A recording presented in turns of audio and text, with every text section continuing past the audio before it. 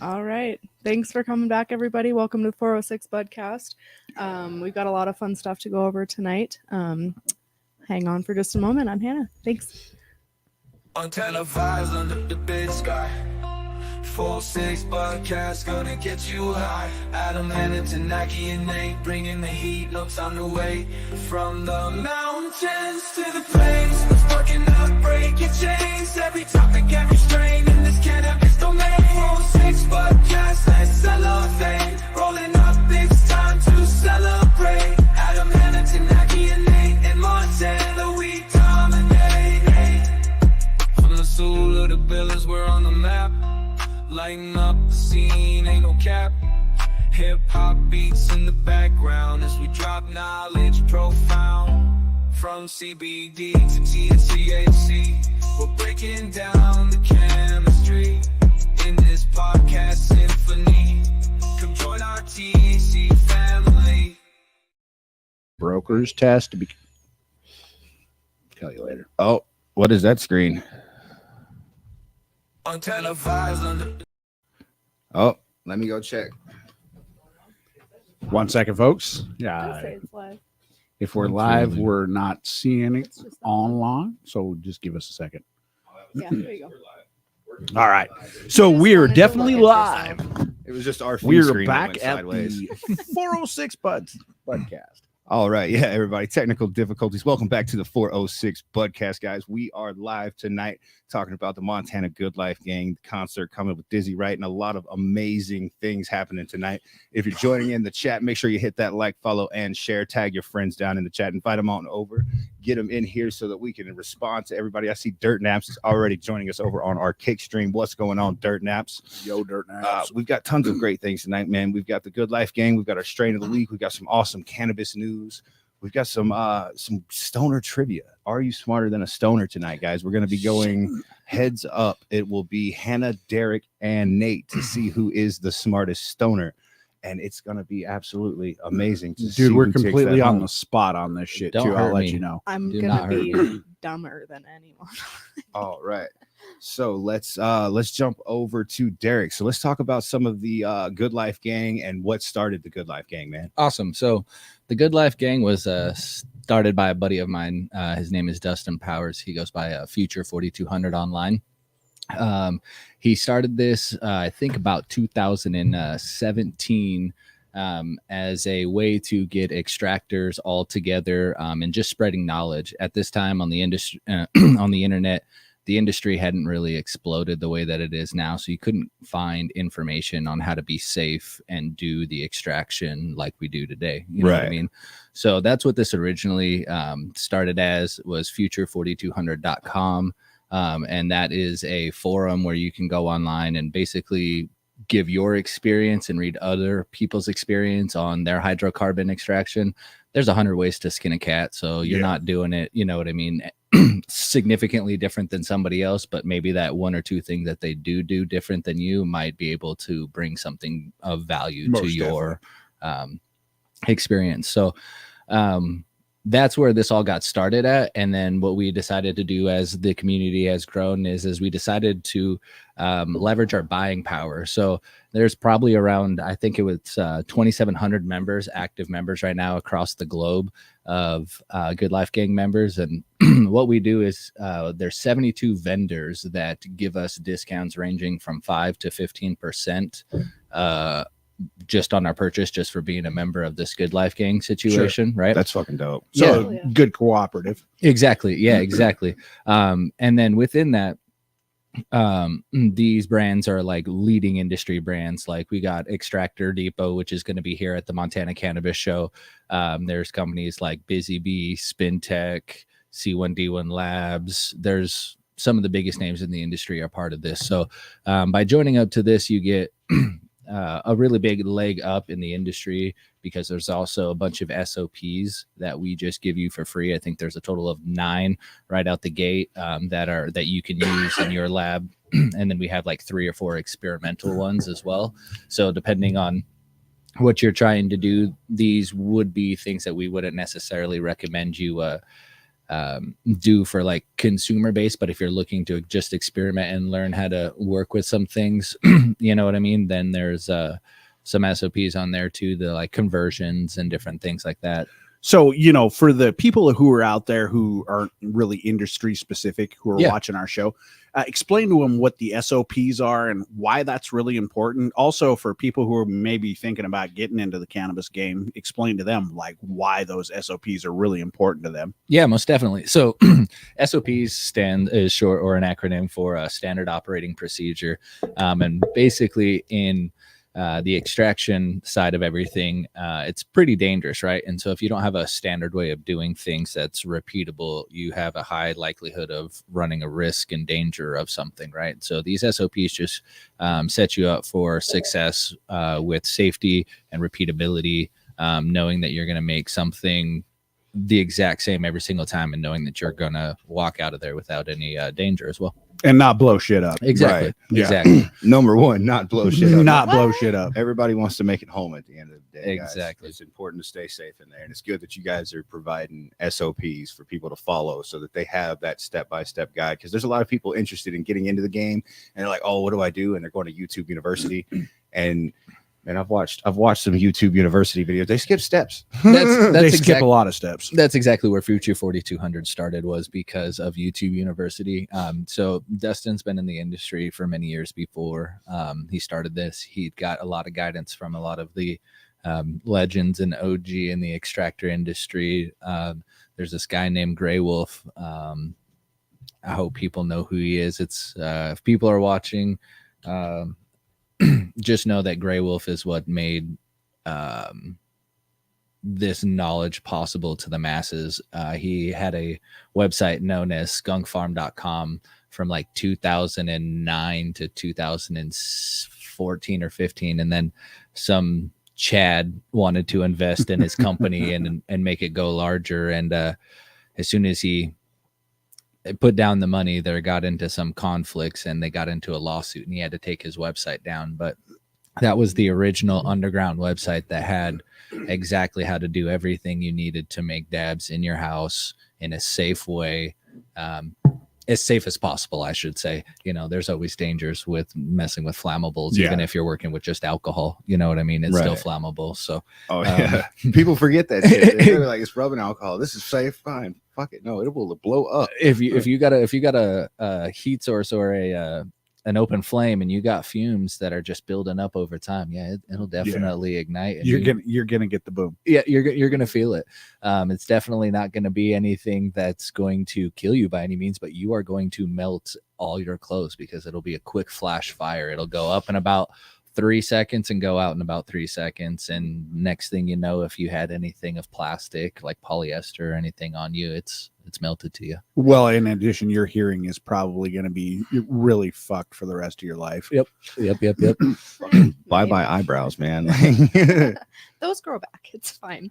Shit. Go ahead and pencil them on for a couple of weeks. Like, fuck it, man. Nobody's gonna notice. Yeah, so what we've decided to do now here is we throw parties nowadays.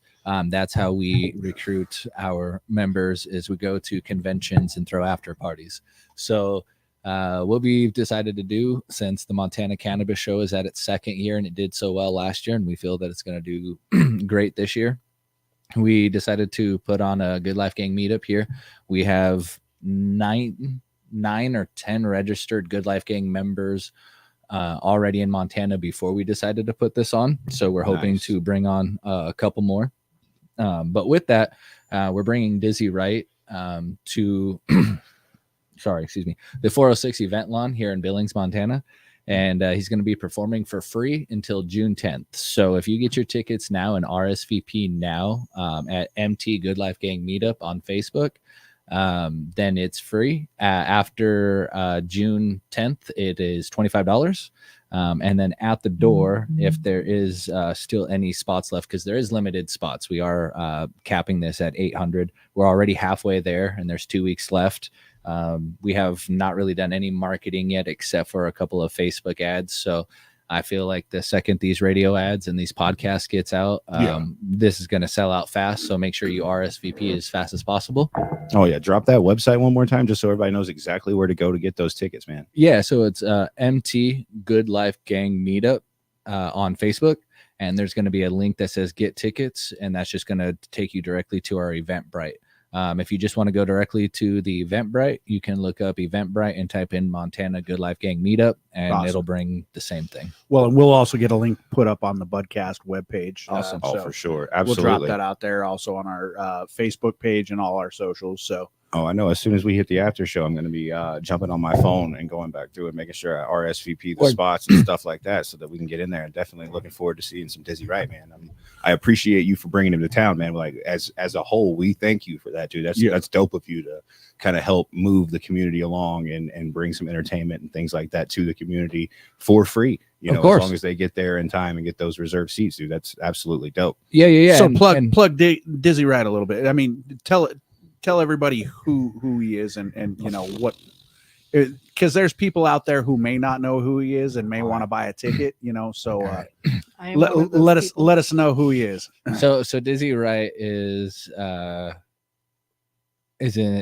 I don't know how to describe it. He gets classified for some odd reason as like indie pop, but he's totally underground hip hop, totally underground rap. So if you look him up and it says indie pop, just know that he's underground rap. He started out with this group named Funk Volume. I can't remember how long ago, but for a really long time, they were on a really good roll. There was Hobson with them and a couple other people. I can't remember off the top of my head right now, but that whole group collapsed over some management issues, and Dizzy Wright went solo, and he's been kicking it ever since, doing his thing. And I'm telling you, he's just an absolute fun, exciting concert to be at. He threw 3 concerts here that I've gone to, and every single one of them is a banger. He puts them together in a small venue, but his energy and his excitement is out of this world. It's something that you just got to be there to experience, but it's like going to some big A-listers concert, you know what I mean? Just the energy and performance he puts on the stage. He wants his crowd to be excited. He wants his crowd to have fun. And that's exactly why we brought him, is because we want you guys to have fun. We want to experience something that's never really been brought here to Montana. Dizzy Wright's been here many times, but this type of events never happened. Right. This is an outdoor private venue, which means there is allowed for on-site consumption. We have little areas specifically designated that you still can see the stage and everything and consume, so that way you're out of the general public's view and stuff like that. We also have a VIP section.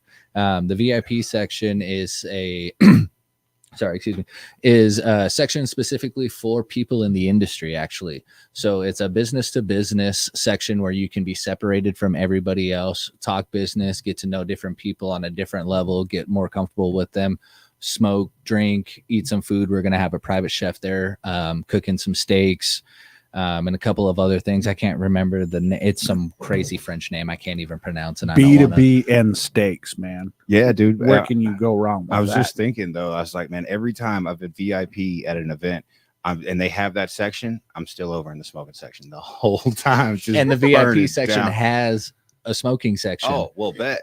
Yeah. So we got 2 different smoking sections, one for the general public and one for this one for the VIP section. So that way you're more than welcome to go hang out with the crowd and have fun with the crowd, because I mean, that's part of the reason why we're doing this general public and VIP section, is so that the businesses can get to know each other a little bit more, but then they can also go hang out with the general public, and the general public can meet the local businesses. So I'd definitely love to plug the sponsors that we have specifically for this concert, yes. Because if it was not for these sponsors, we would not be here today. So if we could bring up the graphic on those on the brand side, it'll be a white background with about 100 fucking logos.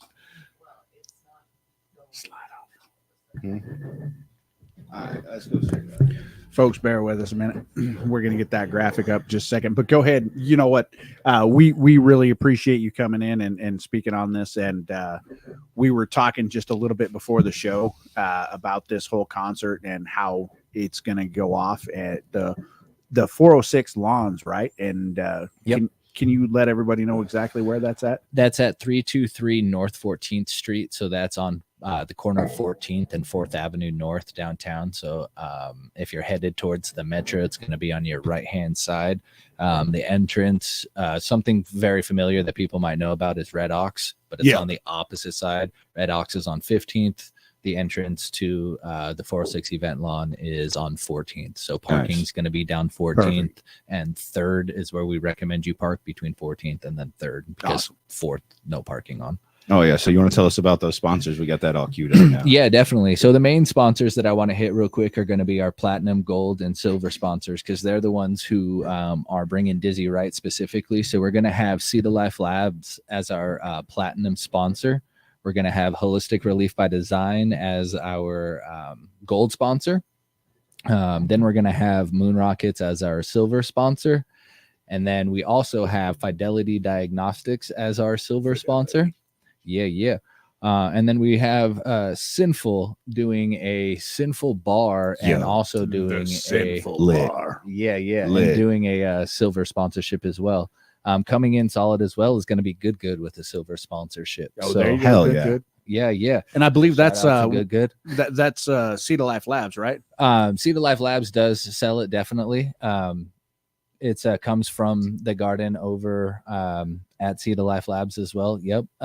Good is definitely our higher end strains, the ones that we really enjoy the most, I guess you could say, the ones that we want the consumer to enjoy the most. It's like an ooh la la experience type situation. But as for the other sponsors that we have up there as well, the other sponsors going, let's see here, where did it just go? Is going to be Solvent Direct, Beaker and Wrench, Vibe Marketing, As Above, Sky Blue Fire Resistant, SpinTech, Across International, Orchard. They're a new company coming into Montana. Their original extractor from Colorado is actually coming on this weekend as well, on Father's Day, to host a class here in Billings at the Seed of Life Labs lab. And what's the name of that person? Murphy Murray is her name. Yeah. She's a big time leading extractor in the industry. She's been around since like 2010. So before the recreational market became a big thing over in Colorado, she was already doing her thing. She survived that bloodbath of a murder show they consider the industry down there. And now she's going around and teaching people her techniques and what she does, and making sure that everybody in the newer states that have not experienced that crash yet are prepared for that. So it's interesting you're saying that crash yet. Exactly. Exactly. Because every state has an up, and then every state will have a down. And I think Montana is experiencing that fall right now. I don't think that we're at the bottom by any means. We've got plenty of fall to continue to go, and so that's what she's here to actually help with, is to do you think this out of state push is trying to push it to the bottom so that there could be some distraction so from my experience, if you look at the prices, so like of Orchard, right, so like if you look at the wholesale price of Orchard, it's $23 a cartridge. So I don't have a hard time seeing how they're trying to drop the price, coming from out of state situation, or like Twax or Clear. They were trying to come out at like $26 a cartridge. So these guys coming with those high prices, even on the wholesale market, require that high price on the retail market in order for us to, make a profit on it. So that's why you see such high prices, like $50 to $75 for these out-of-state brands on our shelf, is because they're also charging high prices on our wholesale market, right? And so I'm thankful for that, because at that point they're not coming out here charging $10 on the wholesale market, trying to crash the wholesale market at this point. So which we see right now, as far as the Montana as far as the Montana market wholesale prices and everything go, pretty stable as far as our overall markets are considered. And we're starting to see a little bit of people try to push a race to the bottom, but we're also seeing in other markets where people just sort of hold fast to their product prices and price points. People really 100%. appreciate that. 100%. And they're also starting to say, hey, this really mass produced cheap stuff is probably not for me. So I think what people don't understand or don't know about that I'd love to touch on real quick is the reason why the price is actually so high is because the taxes. It's not the taxes that you actually pay at the at the retail end when we tell you the price plus tax. Right. The tax is actually on the production side and then the sale side. As a cannabis business, there's this tax called 280E, which means you're not allowed to write off the things that 99% of all businesses are allowed a normal to write business off. can write off. Yeah, exactly. Right. And so a normal business can usually walk into a bank, ask for a debt, you know what I mean, to run their business on, and then they get deductions and stuff like that on the interest. And then, you know what I mean, that helps their business continue to grow, right? You do anything with 280E and you're paying taxes on everything. There's no deductions on it. So you're paying taxes on the interest that you paid. So if you have a 15% interest, you're getting 280E tax on your 15% interest. Right. And depending on the situation, that could be 45%, right? And so like, that is why the prices have to be so high, because the business would not be operational if the prices were so low. Now, what you have is you have a race to the bottom from some of these companies who are sitting on a lot of flower because they have a really large grow operation, but not necessarily a lot of retail space. Right. You know what I mean? And so because they don't have a lot of retail space, but they have a lot of flower, they need to get rid of it in a hurry. That's it. Yep. And so the the decision there to do that can be detrimental for not only the competing companies, but it can be detrimental for the industry as a whole, because then as the prices continue to go down like that, people expect prices to be like that. And if you're going to have high quality flower that's expensive for us to produce, we're going to have to bring that price to the consumer. And if somebody's going to bring low priced flower because they have an excessive ability to grow a stupid amount, then that's going to, you know, hurt a lot of things. And it's definitely not to say that you can't produce quality in a mass amount, but it's to say that there's a significant difference growing in your closet compared to growing in a 10,000 square foot compared to growing a 10,000 outdoor plant count. Well, micro management versus macro management. I mean, it's purely, you're dealing with a corporation or you're dealing with one employee. It's a lot easier. Exactly. 1,000%. Yeah, definitely well said, for sure. I just want to take a minute to shout out everybody in the chat. I can't quite see everybody's name, but I see we had Mr. Burns, Jill Fox, Dallas Weaver. It looks like Kelly everybody is out there. I'm seeing a few different names. We appreciate all of you guys joining in, man. We are hanging out with Derek of the Montana Good Life Gang, talking about that free Dizzy Wright concert. You guys got to get out there to the Eventbrite and the website, guys, and get over and fucking get your tickets while they're still free, while spots are available. It will be $25 after the 10th and $50 at the door. You don't want to miss that stuff, guys.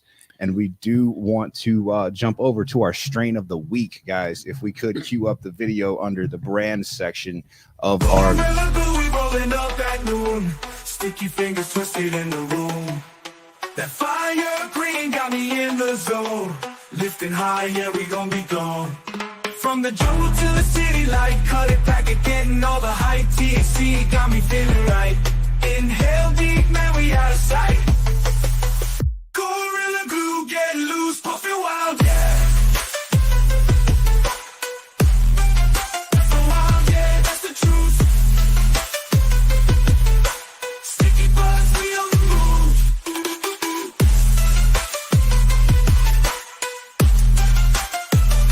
Gorilla glue, break through.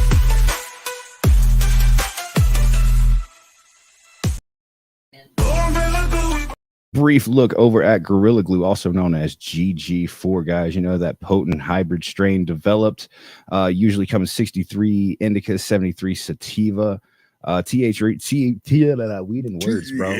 I told you guys the pregame, the THC contents usually range between 20 and 30%, effects known for that glued to the couch and euphoric feelings, guys. So you're going to want to be looking out for that. Those terpenes in there, as shown in that video, are caryophyllene is the dominant one, which is usually going to be leading towards that spicy and peppery aroma and things like that. If you're looking to grow it and things like that, you're looking at a flowering time of 9 to 10 weeks.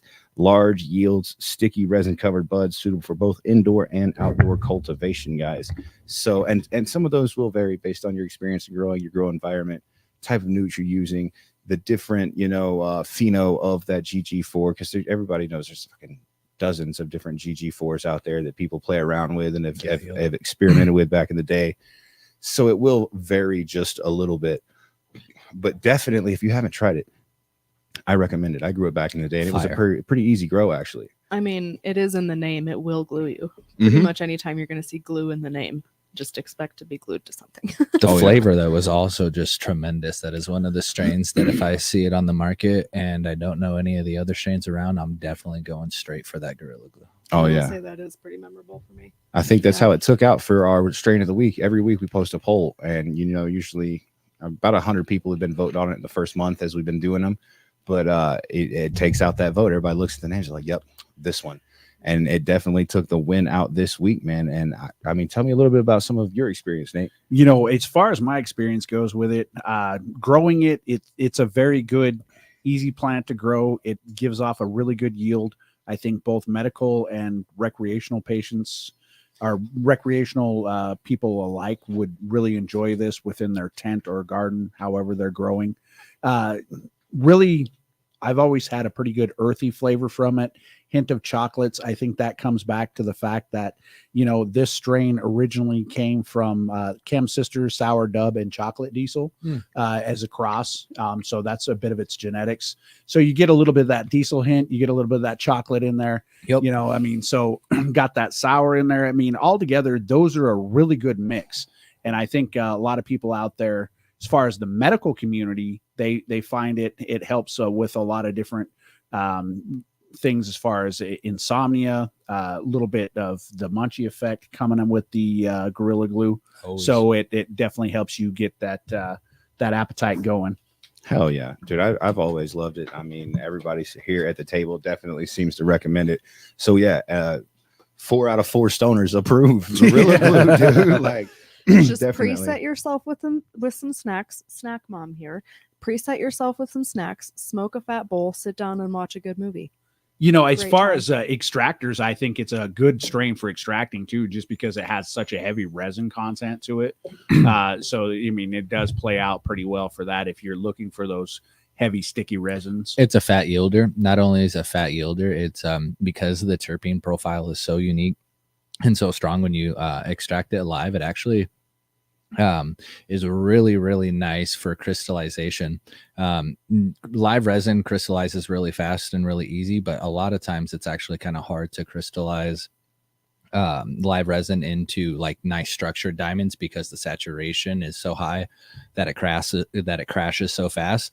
But the unique profile of Gorilla Glue actually holds back the crystallization, and so it slows it down a little bit more. And so caviar from Gorilla Glue always turns out very, very fire. Nice. Oh yeah, I could definitely see that. Like you said, the separation of the sauce and what is it, the HTC or whatever. High terpene extract, HTE. HTE. I don't know why I said C, dude. I don't know why you were looking at me. I think I'm thinking phones right now. Diamonds and sauce. For those who don't know, HTE typically is the sauce and the diamonds and sauce. See, I said it wrong too. Or no, I said it wrong. And see, I'm You were correcting pre-gaming. it incorrect. Pre-gaming is see. Pre-gaming is a choice. Don't listen to me tonight, guys. Good for the pregame. Yeah, I am. I'm not there. we have to thank the Good Life gang for the pregame. We'll get to the after game as well, and we'll share in a little bit of that experience to everybody who joins us for that. Oh yeah, you want to tell them about how they can find it on the Paleoton? I mean, you can find it while riding the Paleoton if you're watching the podcast from your Paleoton. But you'll also be able to find that, over on some of our subscription channels, like our Patreon account and things like that. And then, we also find it afterwards on Spotify, Amazon Podcast, things of that nature. And then some exclusive content across our platforms like Instagram, Twitter, Kick, and things of that nature. So there is always an after show, and if you're looking to catch up with us afterwards, you're gonna have to find us over there on one of those platforms, guys, because Facebook algorithms can be a bitch. I got an idea. If we can get a hold of Paleoton or Paleon, whatever the hell they are, the bike riding company, and you have to ride that so you can watch. Yeah, what kind of Peloton. fucking torture? Peloton. Peloton. Like, There bro, you go. like, This get fucking at me, bro. thing. Like, So growing up in high school, I actually worked at a construction company, and I worked out at Anytime Fitness with a couple of the concrete guys. And there was one of these guys that the only thing he would do is he would run on the treadmill, but he would just get higher than fuck outside of this thing, bro, just loading up, and then would go inside and just run on the treadmill, just high as a kite, just after smoking. I'm like, zoned. your lungs, what are going on, bro? I He's mean, just checking out, man. yeah, genuinely, that's probably the best way to run. I am not a runner. I am not built to be a runner, and I could probably run a while stoned. He's so baked, he forgot he was running, dude. He's just like, oh shit, I've been here for a while. I used to be a Wake up runner. and you're These running from a days, if you zombie, see it's me fine. running, two things are going to happen. One, you're going to get tripped, and two, the bear is going to catch you. Right. Or the zombies. I whatever. seriously debate it these days, man. After 30, it's like you even see a dog running at you, you'd be like, maybe. You know, you just think about it. It's like I'm probably just about to get bit, or we're gonna fight because flight's not gonna work. I know I can't run that fast One anymore. dog, me, like I think I might be able to take it. Right. You got attacked by a tree the other day. Oh yeah, dude. And it looks like I got hit with a trash panda.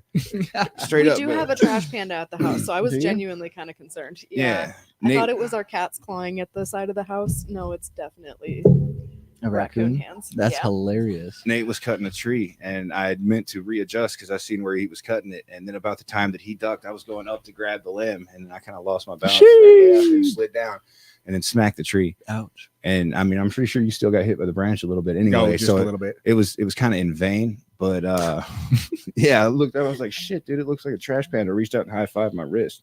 Kind of You know, it's one of those things, you know, it was just like, man, that branch hit you, bro. I'm just like, oh shit. Like felt pretty skin like. No. Yeah, we were on like a sandstone incline and everything. We were cutting them down for some lights down at the 406 Organics Dispensary. Oh, Lord. Michelle's creating some like stumped lights with mushrooms growing on them and stuff dope. like that. It looks Just dope. so people know, out here in Montana, we still got to make those dirt road dollars. So, you know, we got to get out there, cut wood. We got to like chop At my trees, house. mow grass at Hannah's house. I mean, fortunately for our neighbors, friends, and family, they let us come and cut trees if they need their trees cut down.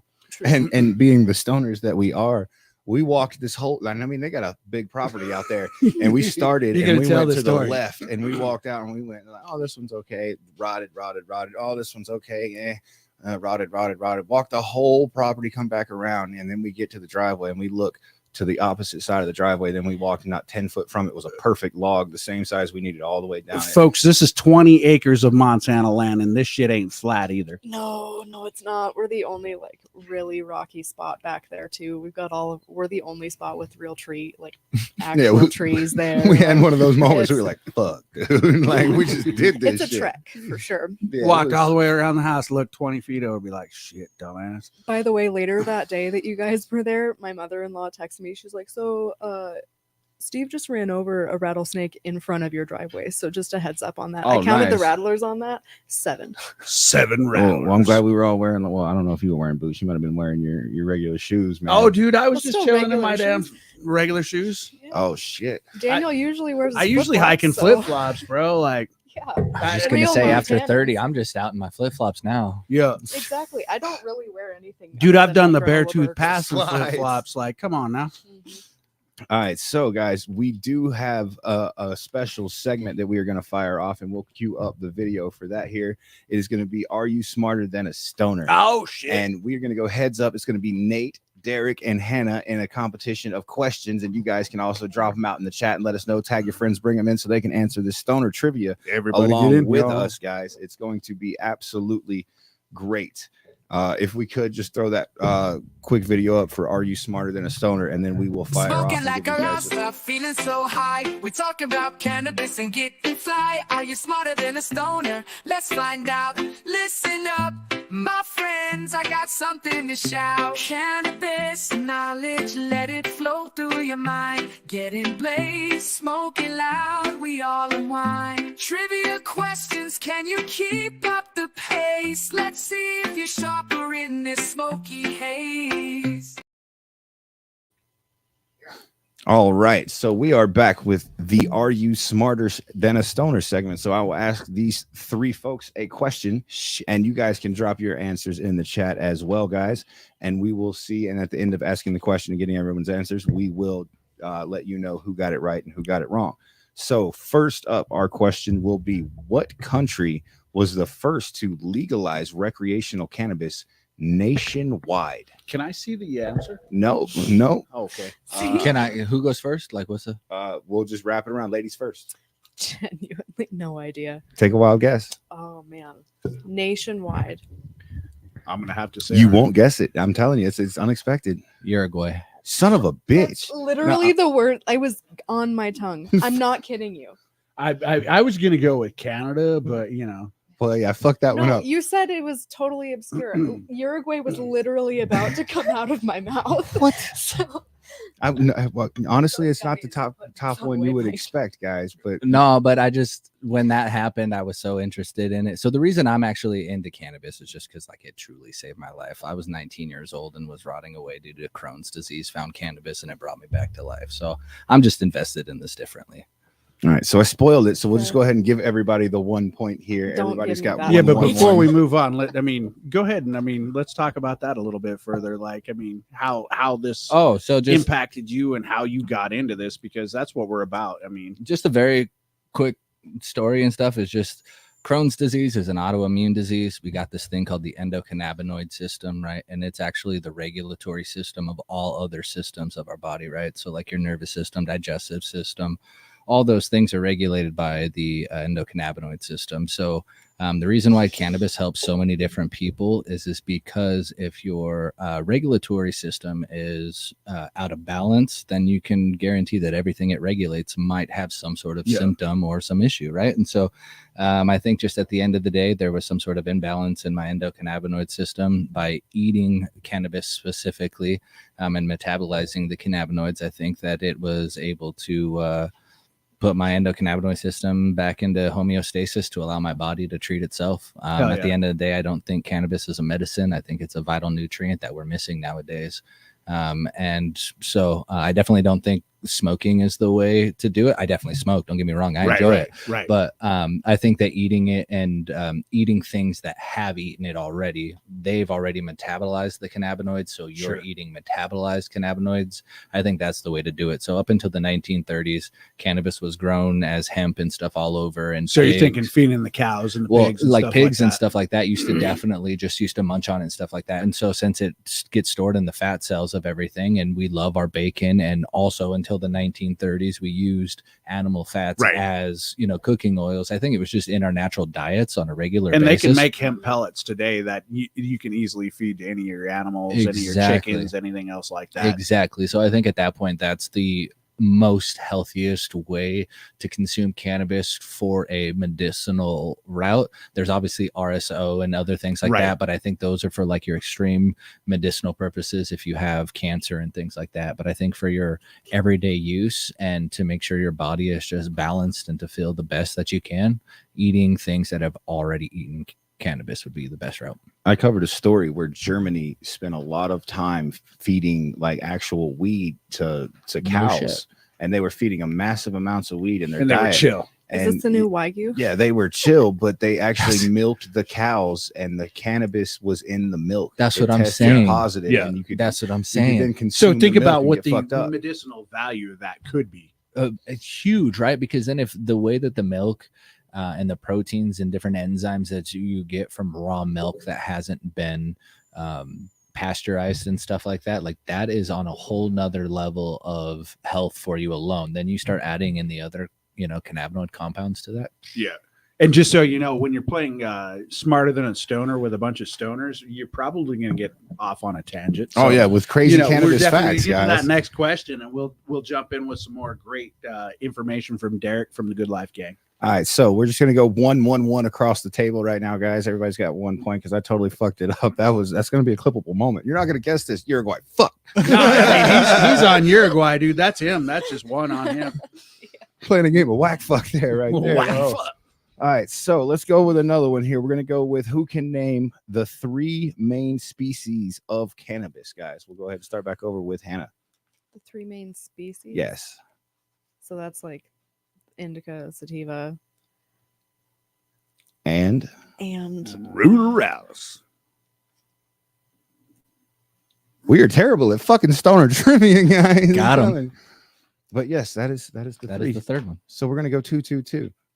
Yeah. The Russian Ruderalis. Yes, I- cannabis indica, don't cannabis give me sativa, that and point on cannabis that one. ruderalis, guys. Did not. So like we have Black Bubba down at the 406 organic shop, and that actually comes from a Bubba Kush, Mm-hmm. and it comes from a Black Russian, which is a Ruderalis. That's Nice. where it gets its small little stature. Do you guys know what a ruderalis is? I'm going to guess that most people don't. Let's see if anybody in the Genuinely no chat clue. can get it Do not. right quick. We'll give everybody a couple of seconds. We'll ask our next question, and then we will let you tell everybody about the ruderalis. All right, so here we go. Let's see which one looks like a good one. I feel like that one's a little oddly worded, but let's go with that. What is the term for the small resinous glands on cannabis buds that contain the highest concentration of cannabinoids? Yeah. I feel like that's a weird way to word it. I really do. So it's a hard way to answer the question. I wouldn't even know if I'd call it the glands. Maybe what the glands excrete is what the more of the way I would put it. The trichome. How about you? The trichrome is the body, but if we're talking about like the oils and stuff, maybe it's the oleo resin. I was gonna say trichomes. It does say here on this particular one, it was talking about the trichomes. Okay. But good answer with the resin there. Very Yeah. good answer on that one. So, So I that's mean- actually what we're going for is the oleo resin. Yeah. Give everybody a better description of what that is for people who don't know. An oleo resin? Yeah. Yeah, so an oleo resin is like a sap-based consistency that has a lot of fats involved in it, and so there's a lot of plants that produce oleo resins, but that's specifically what we're looking for off cannabis is the oleo resin, and then within that we can purify it and make some really exciting products. So you got your Nice. lipids, your fats, your waxes. I mean, so Basically oleo resin encompasses is basically just the crude oil that you would extract off cannabis, whether you're using hydrocarbon or alcohol. So depending on which solvent you're using, you're going to get a different like ratio, but basically your fats, lipids, cannabinoids, terpenes, flavonoids, the whole combination of everything together. awesome. Yeah. So now that we've got some chances for folks to drop in their thoughts on what the ruderalis is, tell folks a little bit about the land races and what ruderalis strains really are. So ruderalis is I guess let's start with the regular sativa and indica, and are, like you said, landrace strains that I don't want to go down on that crazy tangent, but are just basically plants that grow in different areas of the world, right? So indica, there's this person named Carl Linnaeus, and he's the botanist who basically categorized about 80% of all known plants to humans today, right? And so Carl Linnaeus classified a lot of things by the term indica and sativa, and what those actually meant was the locations on where they were grown. So indica was like India or Southeast Asia, and sativas used to be like the Sahara deserts and different things like that, so like Africa and stuff, right? So indicas are going to be smaller because of their region and their time frame of growing and how long their exposure is to light. And then sativas, same thing, but they're going to be taller because of their exposure to light and stuff like that. And so then you get this third one, which is grown in places that you can't really count on light to be either very consistent or be of high quality. And so that's going to be places closer to like your poles and stuff like that. So like Alaska, high places up in Canada and stuff like that. And so that's your ruderalis. And so they are not photo patterned plants, so they are considered like autoflowers, and they're going to go into a flower cycle on their own time frame, usually about 2 to 3 weeks after they've started growing. Yeah. Nice, great way to cover those, as in like not going too down far the train of the indicas and the sativas. You can get down the rabbit hole. All right. So let's jump into another question, and then I guess this one will will be the tiebreaker between Derek and Nate, and we got you right behind because you said do you want the point? No, don't give me that point. Okay, I all did right. not know that one. All right, so we might have to go into 2 for a tiebreaker here. Let's see if this one gets you though. What is the name of the condition characterized by excessive consumption of cannabis leading to symptoms such as anxiety, paranoia, and hallucinations? Psychosis. Hypercannabis or whatever the hell that. Hypercannabis hymesis. Cannabis hypermesis, or there you go. Yeah, I get what you're saying. I'm trying to pronounce, but like Daniel knows that one. So there's a lot of discussion around this and whether this is actually a true fact and whether it is something that comes from the fact that people may be actually consuming the wrong types of cannabis instead of just having the explain types. So for me in particular, if I have a particular body genetic or physiology, maybe like a blue dream is not a good cannabis type for me. Whereas like a lavender is more agreeable to me. Okay.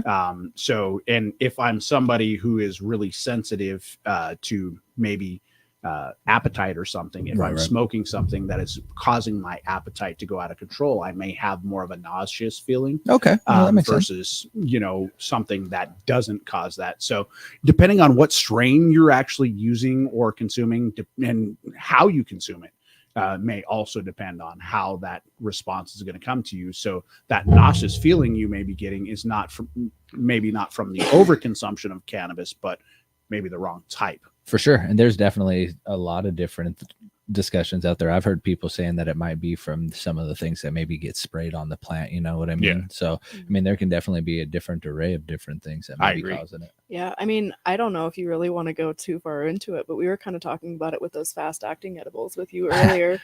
Nano emulsion and stuff like that. That it affects the body. Definitely touch on that a bit. Yeah. So it's this is a kind of a common thing just in the pharmaceutical industry in general is that not everybody's receptors respond to the particle size of whatever compound they're trying to get activated. So there's different binding agents that you can do that almost guarantee that the receptor opens up. And then there's also different particle sizes that you can do that break it down small enough that once again almost guarantees that you get it in, right? So there's this thing called bioavailability, and what that is the amount or percent of a product that can be absorbed by the body and actually gets used. And what we've learned with cannabis is that the bioavailability actually dramatically changes based upon the particle size.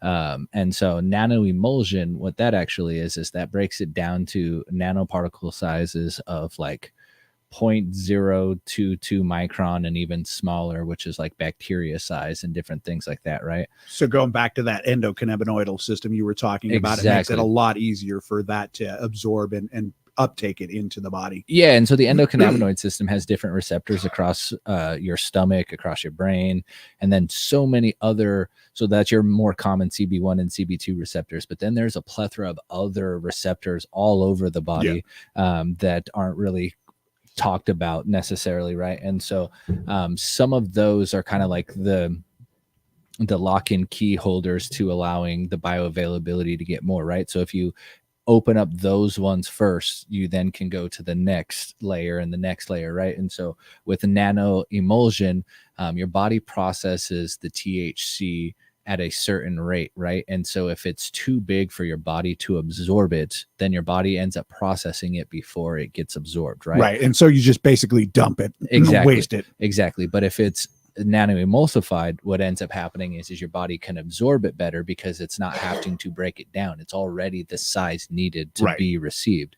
So not only does it hit you faster, but you get a way higher bioavailability, right? So let's say you take a regular 10 milligram gummy that doesn't have nano-emulsion on it, right? That's going to probably take about an hour maybe an hour and a half to kick in for a lot of people who don't consume on a regular basis. Right. But let's say they take a nano emulsion 10 milligram gummy, that can kick in within 15-20 minutes. Not only can it kick in within 15 to 20 minutes, but it can also hit you a lot harder, because once again, you're getting all 10 milligrams within that 10 to 15 minutes. And you're able to uptake it so much faster. Exactly. Compared to over that hour period, you've absorbed that 10 milligrams. It's a lot like eating a cheeseburger versus drinking a protein shake. Exactly. You're going to obviously take those up at a much more rapid rate than a protein shake. We talked with Roger Davis over at Go Next Level out of California, and he'll be joining us again next week. If you guys are interested, he was talking about bioavailability or bioviability with their product and things like that, and they got it down so small that the BIS gummies. Yeah, the BIS, which you had took, it was up to about 90%, which is like up there, man. That's fucking 100% crazy. And that's huge. That's the same thing they're putting in those BIS gummies that you tried. And he'll be coming back next week to talk with us some more about things like that in their labs out there and some of the things they're doing here in Montana. So we got a tiebreaker question going on here. Oh yes, the tie. I fucking forgot, dude. I was like, I remember the question. Don't forget the question. And I set it down and I forgot the question. Don't set it down. So the tiebreaker goes to, and the award of smartest stoner this week goes to Derek. It is listed as cannabis-induced psychosis, or as stoners call it. Nice. He's just tripping, or she's just tripping. You know, green fever. Yeah, green fever. He's greening just out chill a minute. You've been there. Recently, You've been there. Not excited. Hey, about you know, that. and tell everybody, you know, just in case they hit that green fever, like what could be helpful for that, in your opinion, other than somebody said chewing on a peppercorn. We heard that one. I tried it. Didn't work. It didn't work. No it kind bueno. of relieved a little bit of my anxiety, but like the rest of it, like the nausea, like I literally felt like I was tripping balls on the couch. I was coughing so hard, I blew a vein in my eye. Like that's finally almost gone.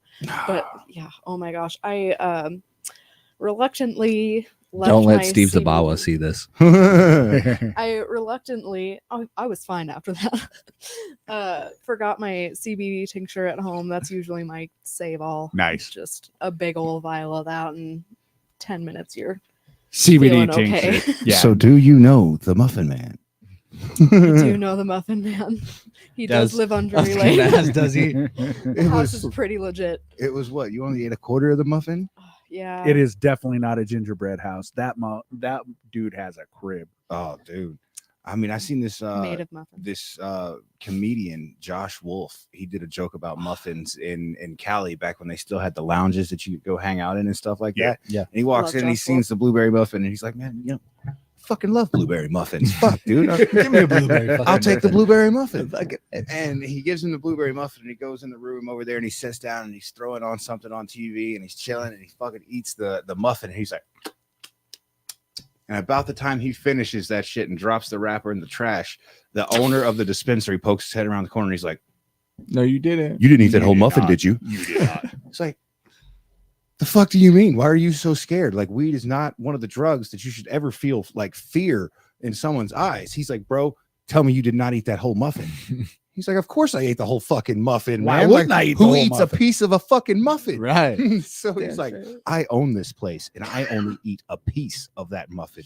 He's like, you need to give me your keys right now or go the fuck home right now. Like, those are your two choices. He's like, what do you mean? What are you talking about? I'm starting to freak out right now. He's like, no, give me your keys or drive home right now. He's like, I rushed home, past the kids through the door. He's like, if you hear anything, dad's sick, don't come in the room. Closes the door. Boom. Pops it back open.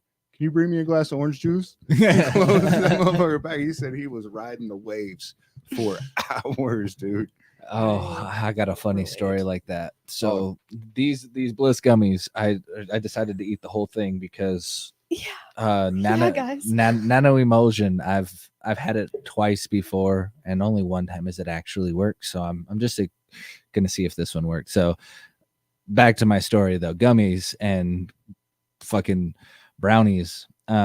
We make 100 milligram brownies pretty regularly back when I was growing up in my high school days. We'd take a gram of concentrate and we'd throw it in and we'd make about 10 to 12 brownies, you know what I mean? So it's about 100 milligrams of brownie at that point, kind of situation, right? And those really didn't do much to me. So I was explaining that to this girlfriend that I had a couple years back, and we had some ice cream and brownies, and we made some really good brownies. This time we actually put like 2.5 grams of concentrate in the batch, and she decided to cut them up into a bunch of small little squares. So I actually had no idea how many like pieces were in there or how many milligrams we were consuming. But we mixed it up with ice cream and we ate it and watched a movie. And after the movie was done, it's probably been 2.5 hours. I'm not feeling anything, you know, and normal, same old me. Yeah. I'm starting to feel a little tired though after 2 hours. So it's time to go to bed. So I pass out. But before I pass out, I had some pretty bad cotton mouth. So I chug a pretty big bottle of water. About 2.5, 3 hours later, I wake up and I just have to pee really bad. But like, as I'm waking up, I'm like lost, confused. I don't know where the hell I am. I got this fan that spins above my head, and that thing's like warping back and forth as I'm trying to open my eyes. And I was like, holy shit, where am I? So I sit up and I'm getting my bearings. I'm realizing I'm at my house. And I go to stand up and my legs just buckle underneath me. They're weaker than shit. I'm drunk as fuck feeling. I'm laid out. Yeah, what is this? Get up, go use the bathroom, but I got to hold myself up to go pee and stuff. You know, I'm leaning against the wall, and man, I was so lost, dazed, and confused. Go back, lay down. I don't know how many hours it was later, but I woke up again way more fucked up. Way more fucked up, bro. I'm telling you, The delay was on point. Oh, it was horrible. It was probably one of the worst feelings I've ever had in The my ultimate life. creeper weed. I could feel the pulsation in my brain of my heartbeat. I was sweating. Dude, it was bad. So, I mean, there's occasionally every once in a while you can definitely overdo it, even if it doesn't hit you. So I guess we'll find out. I mean, I ate the whole bag. Well, it's 100 in Nice. the bag, so Well, you we'll should have feel to it let you guys kinda- know. We'll have to get us a review on that. Yeah, you'll have to Shit, tune into guys. the after show to find out exactly how they hit, guys. Yeah, our last break, he was like, so I'm eating the last one. I'm like, oh my God. Dude. Hell yeah. That's what's up. That's a trooper.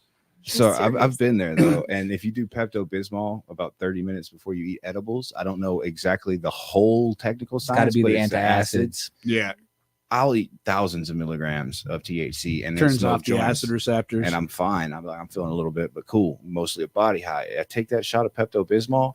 I ate 500 milligram banana bread, and that was the hardest. Like I was the same way. I was sitting down chilling, and it wasn't until I stood up to go to the You felt shit? bathroom that I felt it, and that was the hardest Kicked walk in. I had ever took. Across And then the room. after that shit, he invited me on and was like, hey, let's have a good long conversation about technical shit and eat this and drink that. Oh my Yeah. gosh, dude. But we split it. 250 and 250. It was still not okay. It was still not okay. Bro, we were 10-second Tom over there. We was like, fuck, we're in the middle of a sentence. It's like, I don't even know what I'm saying right now. Shit. Dude, that high of milligrammage terrifies me. We mathed it out. I think what I had just with that quarter of the muffin was only like 80. Well, And I roughly That- mathed it out because it was reclaim that went into the muffins. It was about an ounce of reclaim, Oh, word. and there was 24 muffins. So I mathed it out to, roughly about 400 or so, give Yeah. or take, Yeah. with the percentages per muffin. Yeah, yeah. And I was like, yeah, cool, 400. And I ate one, and I didn't really feel nothing. Wreck. except for when we were hanging out that one day, you were just sitting back in the camper. Just Yeah, I like, got a "Oh, dud no, muffin. guys." I think all the shit had slid No, because I ate the one and then I gave everybody. And I was like, I felt like, but you know how I am. And then I had eaten another one before I'd seen Hannah again. And then when I seen her, she had that red spot in her eye where the blood vessel had popped. And I was like, what happened? And she's like, the muffin. And I had just eaten this muffin 30 minutes prior. And I was like, well, I mean, I just had another one. Your So we're going to muffin. find out. And then Locked there in. I was locked in. I was sitting there at the dispensary staring out the window. What was it? We were out back doing some work or something, or hanging out back in the pasture. And I'm just staring out across a field, clean across a field. I had nothing for Mhm. forever. The whole yeah. world going by me. And I'm just like, fucking gone, dude. Yeah, right after you got there, we went out to do doing some work, and you were just laying there, just, Yeah. guys, I And think the then- first one was a dud. Yeah. Yep. It was a dud muffin, Shit bro. was, bud. I didn't get shit. The last one, apocalyptic. Yeah, because I'd eaten 1.5 this time. I was like, one didn't do shit. I'll go 1.5. And no, it did it. It did it. So we do want to touch on some of our industry news before we get too far Industry along, news. man. Nate, you want to touch on some of the crazy things going on? I know you said you have some crazy topics. Yeah, I got a couple of quick crazy topics, and I've always got my handy dandy notes just so everybody knows. Yeah, I'm definitely reading off paper, just like those people on Fox News, CNN, and all those other nasty ass places. So, anyways, as far as global news goes, Canada. The Cannabis Council in Canada, C3 is generally what they call it, has appointed the industry veteran Paul Costin to spearhead efforts to further the industry growth and regulatory improvements. So basically what they're after here is they're trying to get some sort of strategic movement out of their cannabis industry after they regulated it to death and overtaxed the shit out of it. Right. And so they called up an industry veteran and said, hey, can you please try to figure this crap out for us? I wish this guy all the best out there because his task is going to be pretty daunting. Curaleaf has announced its plans for a European expansion following recent acquisitions. The development is significant as it marks one of the first major moves by a U.S.-based cannabis company into the European market. So you're starting to see these nice big expansions of different companies, both sides of the pond, actually. People from Europe coming into America, people going from America into other markets. So the cross-border availability of the cannabis industry is pretty phenomenal. And global. I think that this is something that, the Good Life Gang, their model has obviously tapped into a bit of that global conglomeracy. And if people aren't getting into that right now, they're probably going to get left behind in this game. I know that we have quite a few connections that we've developed out within our own structures and stuff like that. Been fortunate enough to be introduced to people like the Good Life Gang and other people, so, not only can you learn good information here, but you're going to be able to learn how to survive this whole fallout, as our friend over here put it out, because the dying days are coming, especially with the next point, that federal reclassification or declassification. We don't know what's going to come out of that yet, but the DEA is on the brink of making history and rescheduling cannabis to either a Schedule 3, which has already been ordered by the Biden administration, so we know that is going to come, or whether it's going to be descheduled. You also have the banking bill that's coming out of that, the Safer Banking Act. That seems to have bipartisan support. Amazingly enough, Montana Republican Steve Daines is also a co-sponsor of that bill, pushing that bill forward. So, hopefully we'll see something out of that, because that's one of the main things that cannabis businesses need right now. Definitely. There's a lot of banks out there who want to get involved in this. They want to be a part of the cannabis business. And I'm also thinking that you're going to see a lot of cannabis ETFs come out of this very soon. ETFs are exchange traded funds. They're very popular these days, something that's going to happen within the overall stock markets and stuff like that. But I think overall, we need that banking bill to pop out and get out there and really give us some great support. State developments, Ohio, Tuberville Cannabis has secured 2 licenses in Ohio through settlement with Black-owned operator, and state gears up commerce adult sales in 2024. Florida in November. Florida voters will have a chance to decide on adult use legalization. Florida, what are you thinking? Well, it's been med there for a good while, and in my experience down there, a large portion of the population does have med cards because it's just so readily available to grab them, and they look at it like straight up. They'll be like, man, if I get popped with this ounce of weed and I don't have my med card, I'm going to pay $500 to a couple $1,000s in court fees and fines and things like that. Yeah. But if I go pay $100, I get this card real quick, and then I can have all my weed and I never have to worry about it. So a lot of people just go ahead and make that move. But you can't be recreational. This place got Disneyland, bro. They turned the swamp into a theme park. Come on now. Yeah. I mean, it's crazy, but I mean, I know they've been fighting for it for a while. And a lot of the shops, when I was still down there a couple of years ago, were already literally, you've seen construction taking place where the shops were already planning and preparing for the change to recreational. So I'm sure it's going to hit. You know what? All I got to say is Florida, Montana beat your ass to the punch. But they got them inhalers, man. I mean, honestly, Inhalers, like we got to get inhalers. yeah. I mean, You got nifty. inhalers? So funny that you say that, because I was actually I was talking with some people about trying to bring some inhalers here. Yeah, I'll be honest, man. So we've got 4 stores coming up. We've got 3 already, but 4 stores. Fourth one coming up. I mean, we'll be happy to talk to you about carrying those. Yeah. We were talking to some people about bringing some inhalers. I will say functionality is a little bit questionable on the ones I tried. After a few good puffs of it, man, it will start to clog up in that sprayer. So you got to find some good ones that got to have a good like spray thing on them. Otherwise, they will kind of clog up. And if you don't see it, I mean, it might clog and you might not get a hit. But worst of all, if it clogs up and it does decide to launch, you get shot right in the fucking mouth with a little chunk of like glob distillate. And it either hits you on like the lip or in your mouth. You're like, that's interesting. Trying to spit out disty. So that's the cool thing about the company that we were actually talking to, is that they actually started out as an inhaler company and how to atomize the product. And so they're actually bringing their proprietary already used in the industry for inhalers to the cannabis industry.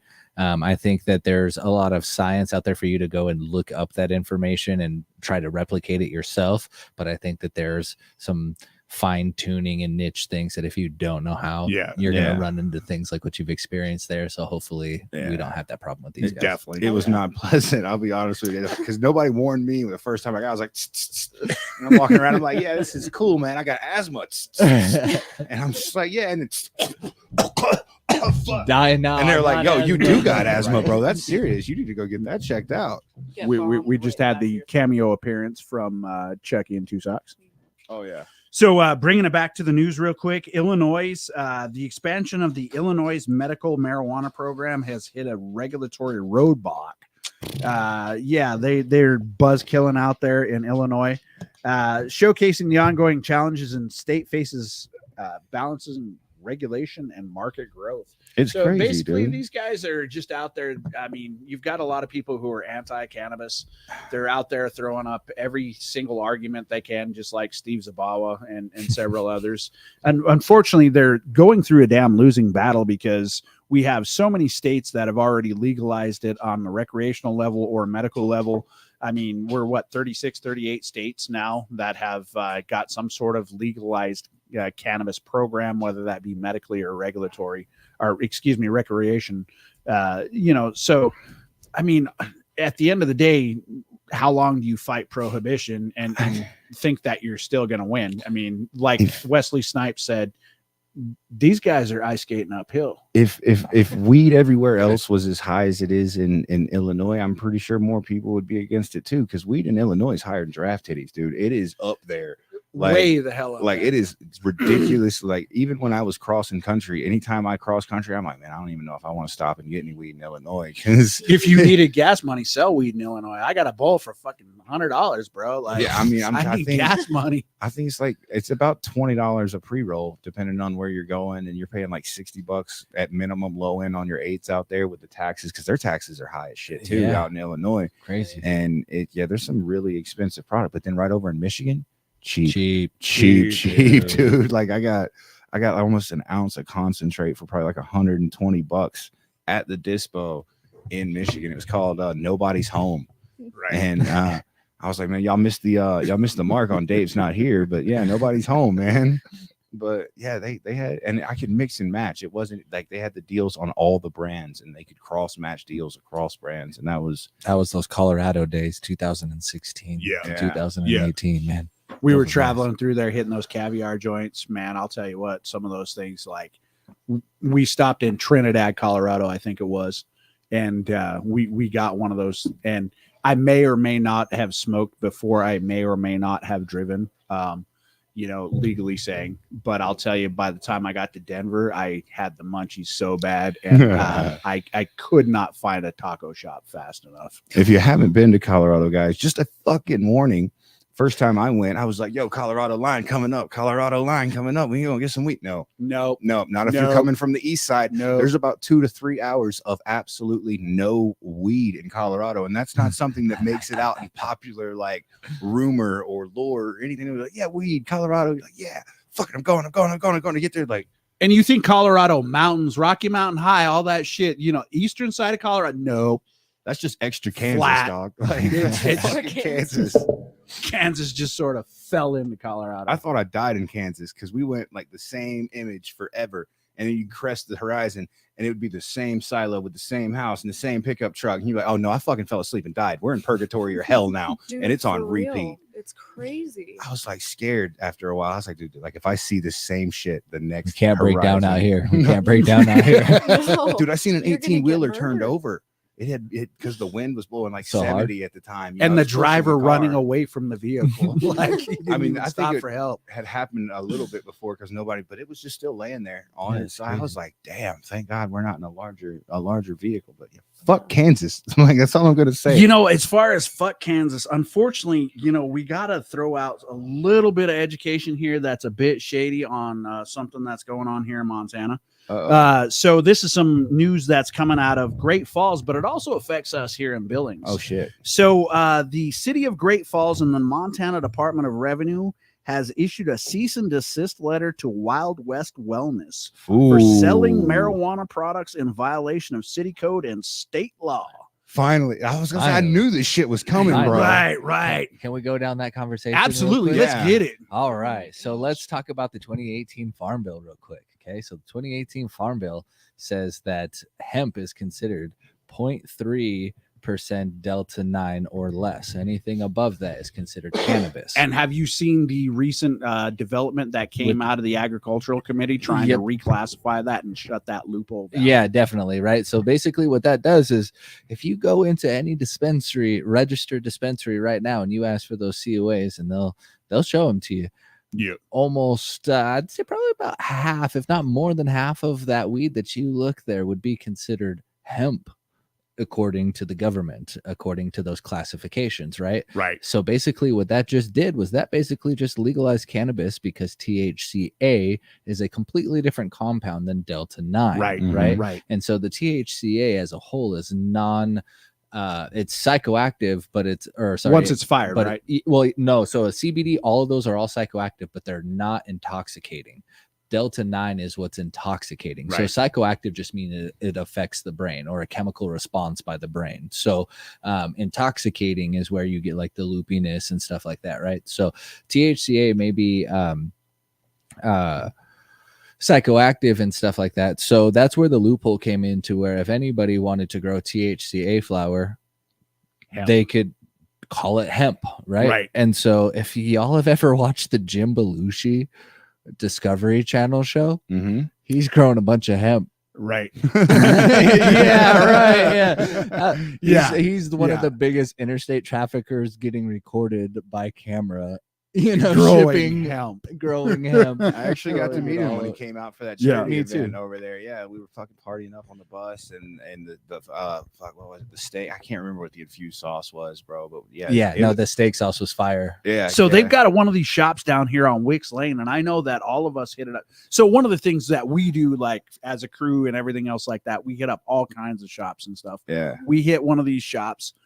We noticed in particular that things were just like, I mean, this doesn't seem to be following a lot of industry Yeah. standards and stuff like that. So not wanting to, really talk on anybody else in the industry or anything else like that. But, we were like, wow, like there was no like exit bag, no stickers, Labels. no labels, no nothing, no real And it any tasted of the like ass. SOP things that you were talking Tasted about like earlier. hamburgers. So, I mean, the state makes you develop these SOPs, they make you follow these SOPs, and it was just like, what the hell?